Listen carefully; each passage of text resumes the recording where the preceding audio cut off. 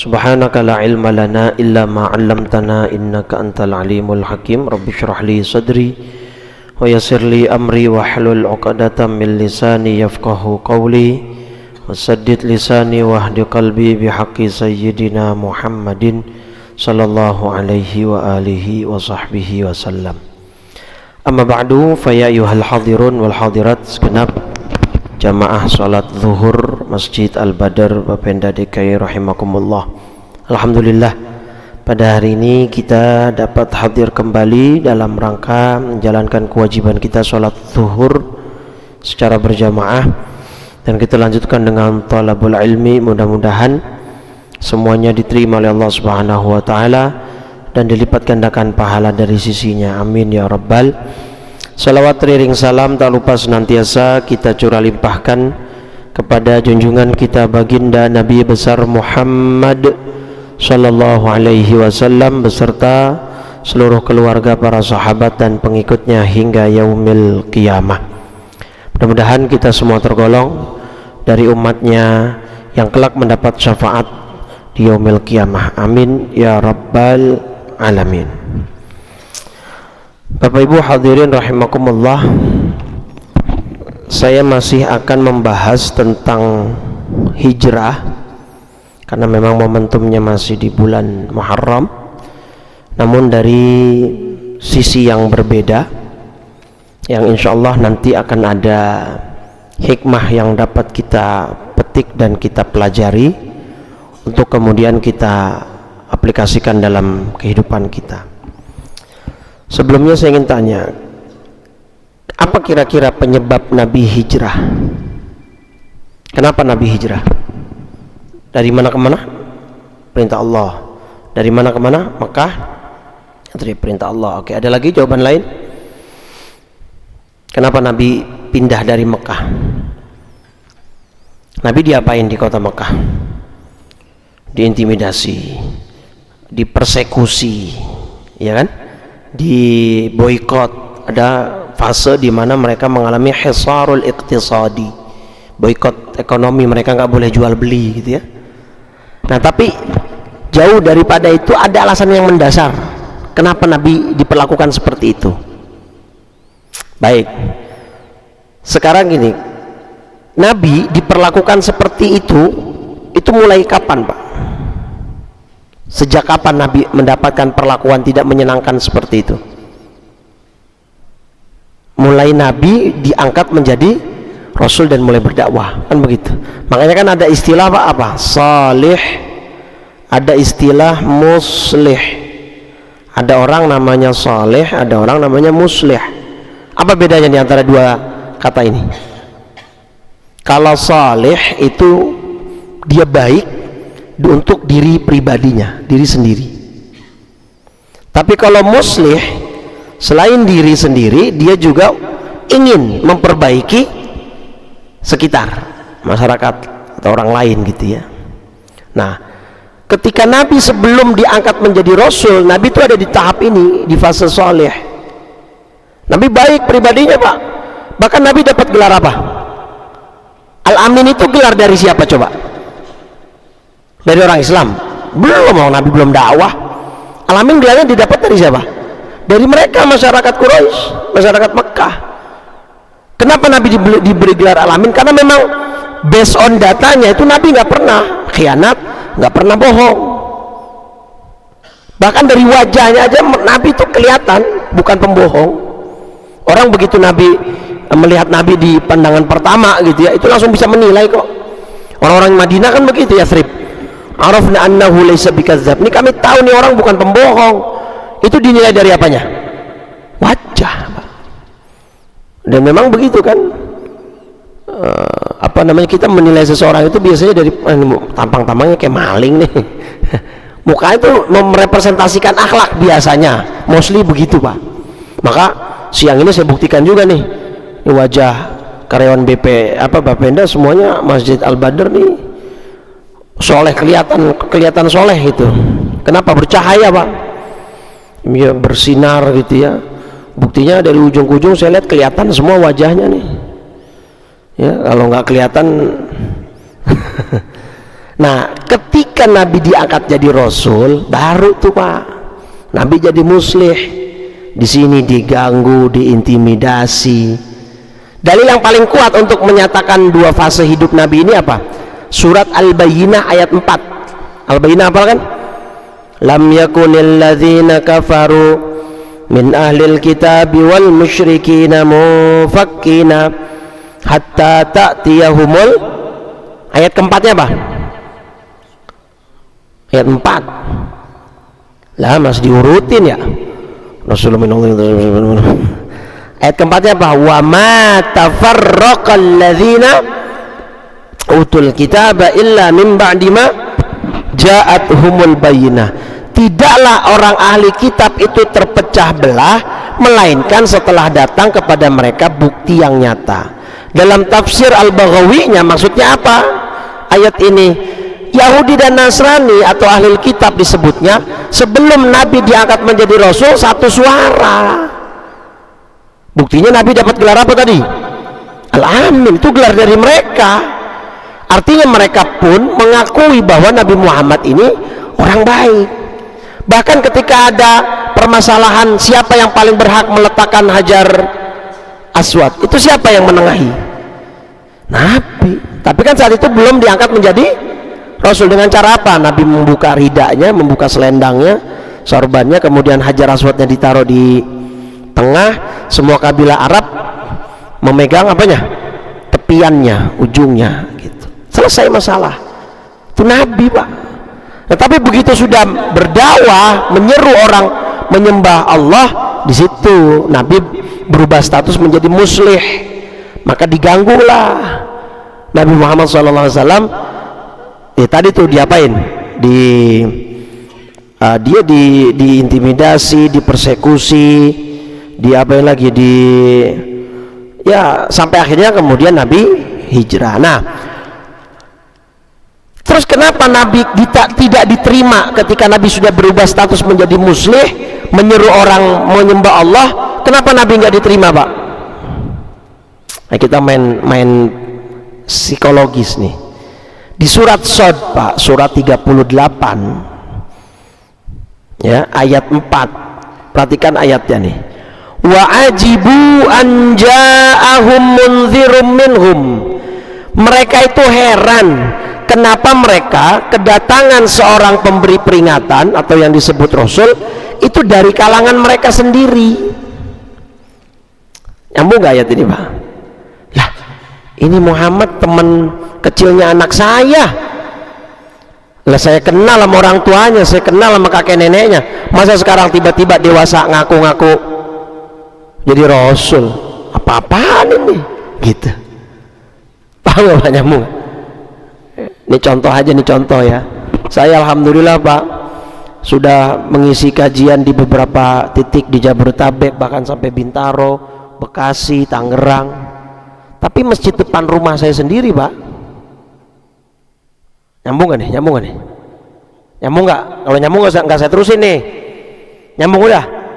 Kenapa? Lah, ibaratnya emaknya kawin gue yang jadi saksi. Lewat orang Betawi begitu Pak. Lah tiba-tiba sekarang gede jadi ustadz, nyeramahin kita apa-apa. Ada ego semacam itu Pak di beberapa masyarakat kita, bener gak? Itulah yang Nabi rasakan Pak. Lah orang kenal banget sama anak, sama orang tuanya, sama keluarga, tiba-tiba jadi Rasul. Maka mereka nggak make sense Pak, lah nggak mau terima kalau ada Rasul itu dari kalangan mereka sendiri. Itu beratnya jadi Nabi ya begitu Pak, beratnya jadi Rasul ya. Beliau mendeklar dirinya sebagai Rasul yang harus dipatuhi, diikuti, padahal kecilnya main bareng sama anak-anak mereka gitu. Jadi secara ini berat Pak gitu. Nah, jadi itulah kenapa Nabi kemudian hijrah. Memang selain itu secara ego seperti itu, secara konsepsi ajaran juga nggak masuk sama mereka. Aja'alal alihata ilaha wahida. Kalau tadi ayat 4, ini ayat 5-nya. Apakah dia ingin menjadikan Tuhan-Tuhan itu hanya satu gitu. Jadi secara konsepsi juga nggak masuk akal mereka Pak, karena mereka punya Tuhan berapa? Banyak. Yang pembesarnya 3, apa aja? Latta, Uzza, Nah itu, jadi nggak make sense bagi mereka. Masa ntar Tuhan cuma satu, sudahlah satu, nggak kelihatan pula, gitu kan? Makanya kan sabab nuzulnya surat Al-Ikhlas itu, Qul huwallahu ahad, itu kan sebab turunnya kenapa? Orang-orang Yahudi datang ke Nabi, beberapa tanya, Muhammad, Tuhan kamu itu terbuat dari apa sih? Amin khasyabin, apa dari kayu? Amin zahabin, atau dari emas? Karena kan di logika mereka ya Tuhan harus berwujud gitu. Nah terbuatnya dari apa? Dari pertanyaannya kan lucu ya, kok Tuhan terbuat gitu loh, bukannya Tuhan yang membuat gitu. Sebenarnya kan mereka sudah mematahkan argumentasi mereka sendiri. Jadi ini alasan kedua. Jadi secara dasar alasan pertama kenapa Nabi hijrah, karena memang mereka nggak nerima kalau Rasul itu datang dari kalangan mereka sendiri. Nah yang kedua, secara konsepsi yang dibawa ini ajaran nggak masuk akal. Masa Tuhan cuma satu, sudahlah satu, nggak kelihatan. Nah yang ketiga, nah ini Bang, yang ketiga itu lebih kepada masalah ekonomi Pak. Kan mereka meletakkan berhala itu di mana Pak? Di Ka'bah kan? Ini kan jadi spot turis Pak. Jadi orang dari mana-mana datang ke sana untuk ngapain? Ya selain untuk ibadah, untuk wisata lah kalau bahasa kita sekarang. Makanya itu kenapa sebabnya, siapa yang dulu pernah bikin Ka'bah tandingan? Abraha. Bikinnya di mana?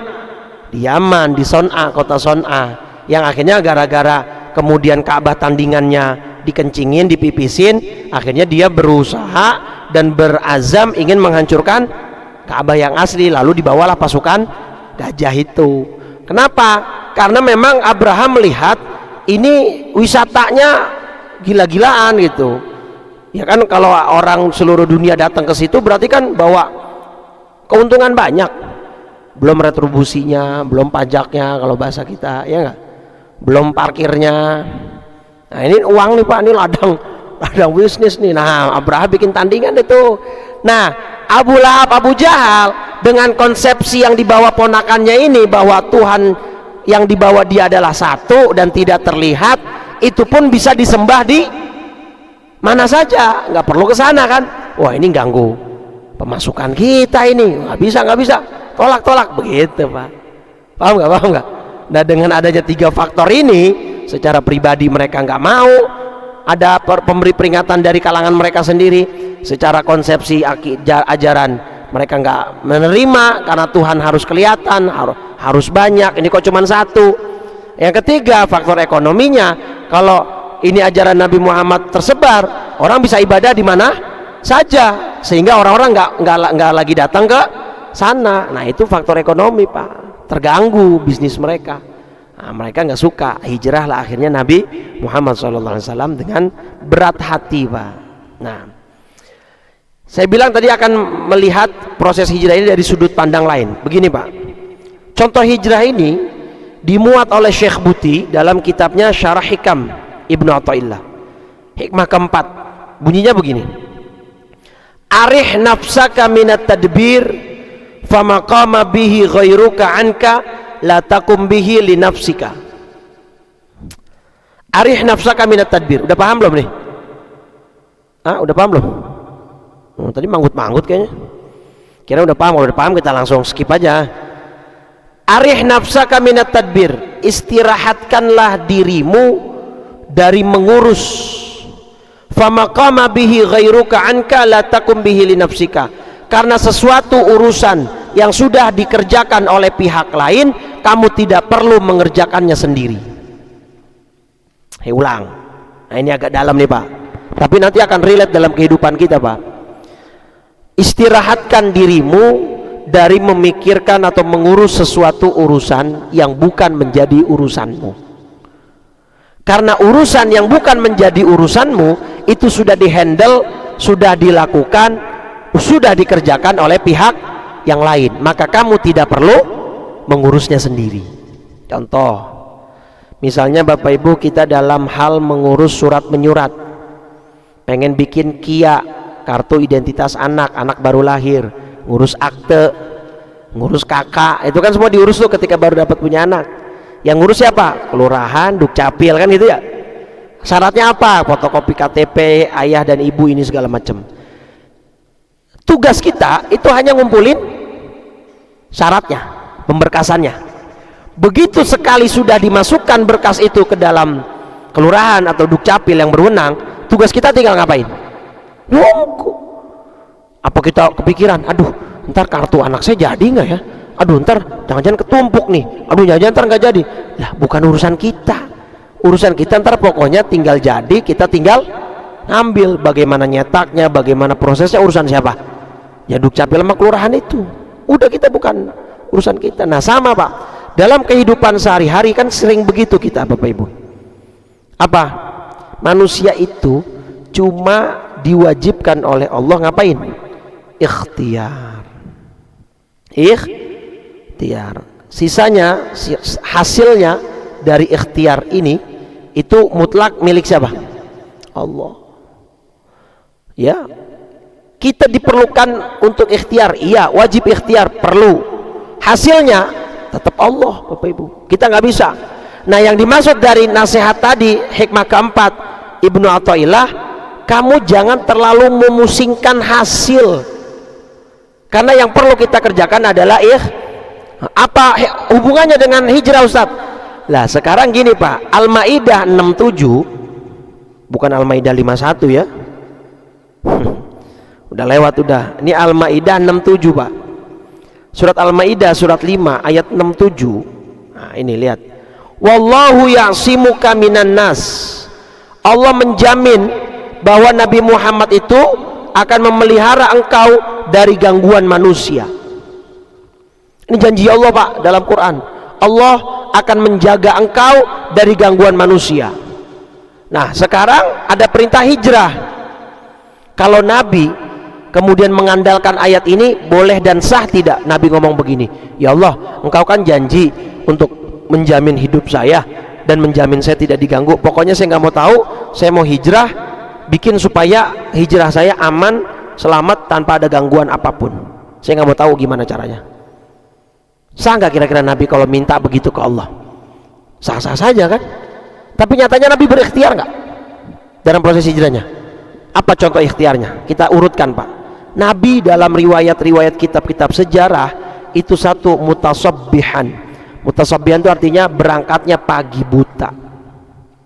Hijrahnya Nabi dengan siapa? Berangkatnya Nabi, kalau yang lain udah duluan Pak. Hijrahnya Nabi dengan siapa? Abu Bakar. Pagi buta Pak, sebelum fajar menyingsing, sebelum subuh masuk. Berarti ikhtiar gak nih Nabi? Kenapa? Karena kalau pagi buta, notabene kebanyakan musuh sedang tidur. Dua, ketika Nabi berangkat, ada yang disuruh menggantikan posisi Nabi gak di atas kasurnya? Siapa? Sayyidina Ali bin Abi Thalib. Ya, Sayyidina Ali bin Abi Thalib menggantikan posisi Nabi di kasur. Ikhtiar bukan ini? Strategi bukan? Iya.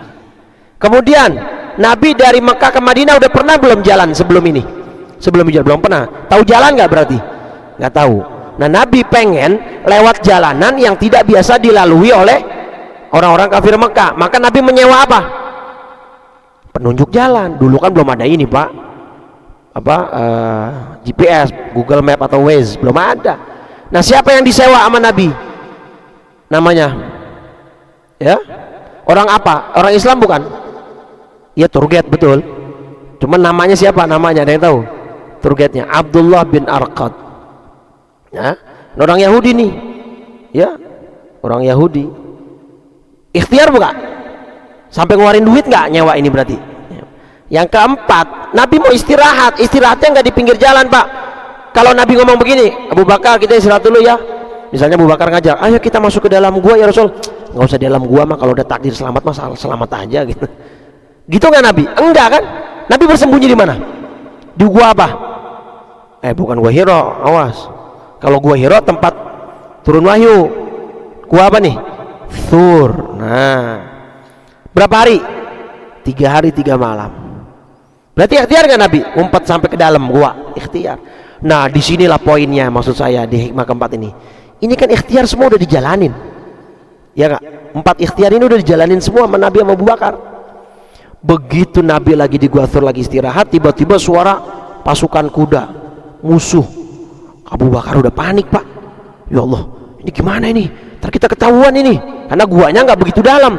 Gimana? Nah, disitulah Allah mengabadikan kisah ini dalam surat At-Taubah surat 9 ayat 40. Ya, idz qala li sahibihi idz yaqulu li sahibihi la tahzan innallaha ma'ana. Ketika ya dua orang itu berada di dalam gua, dia berkata kepada sahabatnya. Nah, ini Pak juga untuk menambah wawasan, satu-satunya, the only one of sahabah, satu-satunya sahabat yang dimention oleh Al-Quran walaupun secara implisit tidak eksplisit, itu hanya Abu Bakar. Jadi semua sahabat Nabi itu tidak ada satupun yang dimention oleh Al-Quran baik eksplisit maupun implisit, hanya Abu Bakar di sini. Makanya sampai ada ulama yang berkesimpulan kalau ada orang tidak mengakui kekhalifahan Abu Bakar, tidak mengakui kemuliaan Abu Bakar sebagai sahabat, dia bisa jadi kufur. Kufurnya bukan karena Abu Bakarnya yang mulia, tapi dia menolak ayat ini. Karena ayat ini saat dia berkata kepada sahabatnya. Siapa yang dimaksud? Abu Bakar. Apa kata Nabi? La tahzan, jangan bersedih, innallaha ma'ana. Artinya Nabi itu lagi pengen ngomong, udahlah Abu Bakar, ikhtiar udah kita jalanin semua.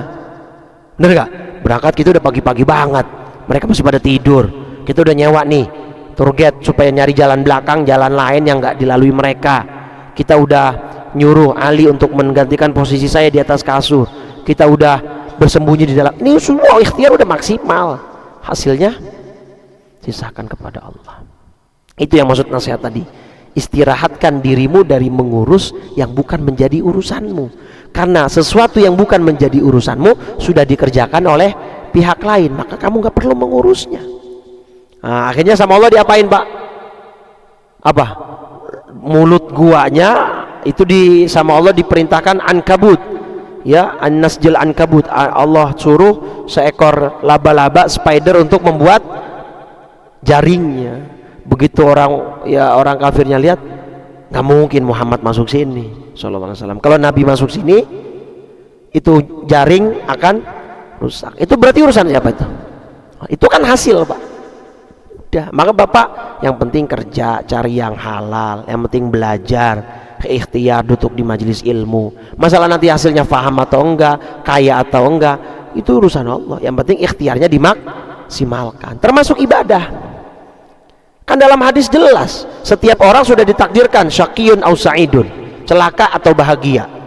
Atau dalam redaksi yang lain lebih danta lagi, lebih jelas lagi, ma min ahadim minkum illa qad kutiba lahu maq'aduhu fil jannah au maq'aduhu finnar. Seseorang itu sudah ditakdirkan dari awal dia masuk surga atau neraka. Ini udah ada, Pak. Terus kalau misalkan seperti itu, sahabat kan tanya, afala nattaqilu ila kitabina wa nada'ul amala ya Rasulullah. Lah kalau memang begitu mah kita nggak usah beramal ya Rasul, udah ada catatannya, udah ada takdirnya, ya nggak? Udahlah terserah takdir aja. Nggak bisa begitu. Jadi apa gunanya kita sholat? Perintah. Apa gunanya kita ngaji? Perintah, ibadah. Karena status kita seorang hamba. Udah, that's it. Masalah nanti surga neraka urusan siapa? Bukan urusan kita. Urusan kita memaksimalkan ibadah. Udah selesai. Paham Bapak Ibu ya? Dan itu pun dalam kehidupan begitu. Kita sakit, ikhtiar kita ngapain? Berobat. Yang nyembuhin siapa? Sembuh apa enggaknya urusan siapa? Cuman kadang-kadang ini sulit dipraktekkan karena kita selalu menggantungkan hasil kepada proses. Seakan-akan proses ini pasti mengeluarkan hasil yang kita pengen. Itu yang kadang-kadang bikin kita kecewa. Betul gak? Iya.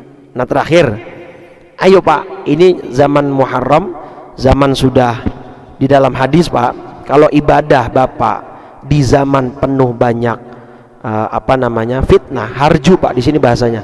Hadis Muslim nomor hadis 2948.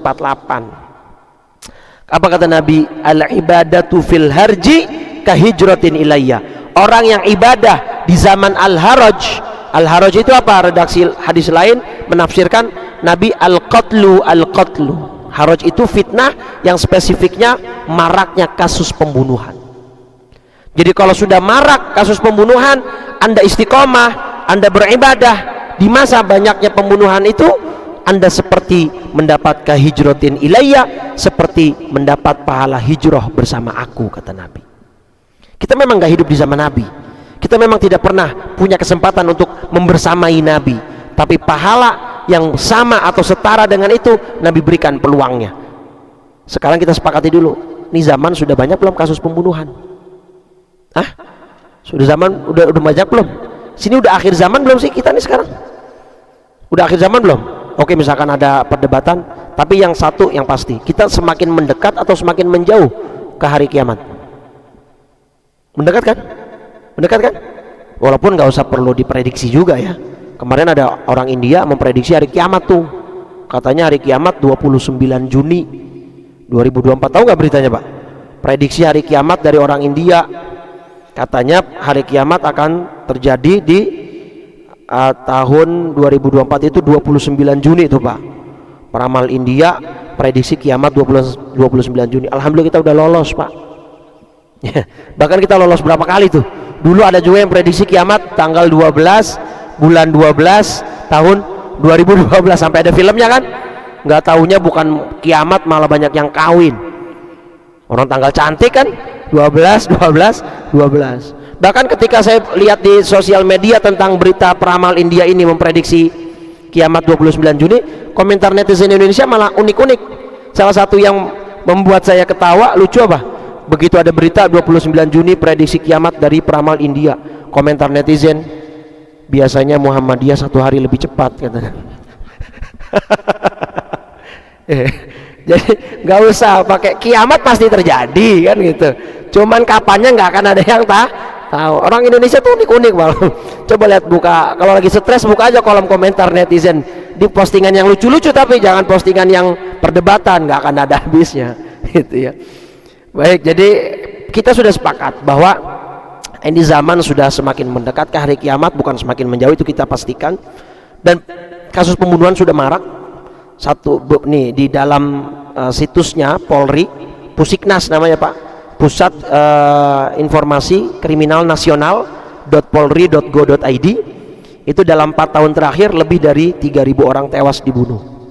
Kalau nggak salah malah di sini itu dari 2019 sampai 2022 datanya. Jadi 2023 2024 belum masuk.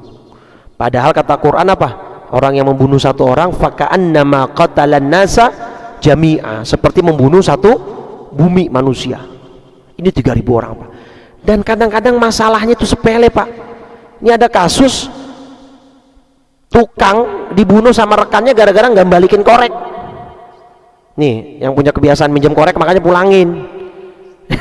Ini the real kasus rokok membunuhmu ini ya. Ini udah rokoknya minta, koreknya minjem, di HM lagi nggak dipulangin gitu ya. Bayangin, cuman saya inget videonya si polisi sampai nanya berkali, ini gara-gara korek beneran? Lu ngebunuh cuman gara-gara korek itu, maksudnya nggak ada motif lain gitu? Iya, cuman gara-gara korek Pak. La haula wala quwata illa billah. Atau di Sulawesi, seorang tante memutilasi ponakannya cuman gara-gara kalung emasnya. Udah banyak kasus Pak ya. Kemudian ibu dosen di UIN Solo dibunuh sama tukangnya sendiri yang lagi merenovasi rumahnya. Oh, belum lagi kasus-kasus yang mayatnya diapain, dicor, dimutilasi. Udah banyak deh. Jadi itu kata Nabi, al ibadatu fil harji ya, zaman sudah banyaknya pembunuhan, ibadah yang Bapak Ibu lakukan di zaman penuh fitnah, khususnya spesifiknya adalah pembunuhan seperti itu, pahalanya seperti pahala hijrah bersama aku, kata Nabi. Jadi mudah-mudahan kita semua istiqomah Bapak Ibu ya.